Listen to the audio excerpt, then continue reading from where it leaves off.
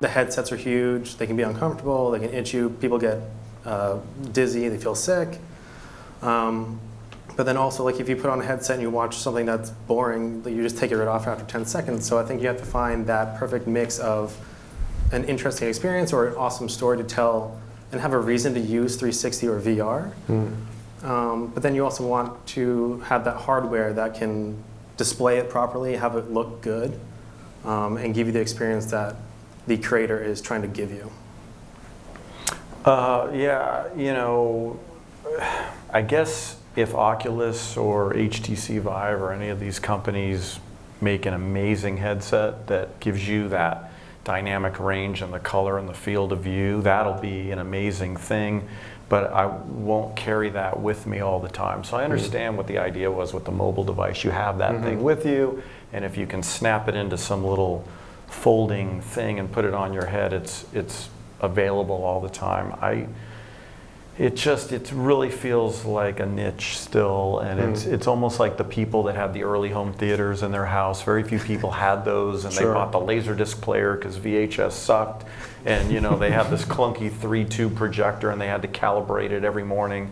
But they were willing to make that sacrifice for the experience, and so I think for VR to take off, it can't just be you know, these extreme hobbyists who are willing to plug things into their computers and have all the sensors and all of that. And you know, like James was saying, you know, a lot of times when we stick the phone in the Google Cardboard and you hand it to somebody, they get disoriented and they feel nauseous, and it's like you can't do that. Just like 3D gave people headaches, and you know, a lot of people didn't like that experience.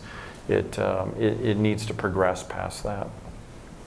Yeah, I personally, I picture a Star Trek scene where you walk into a room like this and all the walls become displays and you are in an experience there, right? So like, I really think down the road with this stuff, like technology is not here right now to have that experience, or it would be very expensive to simulate it.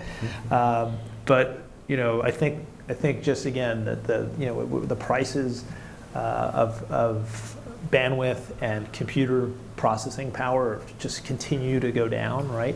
That just keeps driving what is possible, and ultimately it's not up to us. I mean, I really can't say that more firmly. It's really up to, you know, what's frictionless for the consumer, what do they want and demand, and the second they see it and they love it, they understand it in a second, that's the end of it, right? I don't think they've seen that yet, and I do think it's coming, right? So I think it's one of those things where, at least I consider my endeavor is to keep pushing on the technologists to make sure that we end up with all the possibilities and let the consumers decide.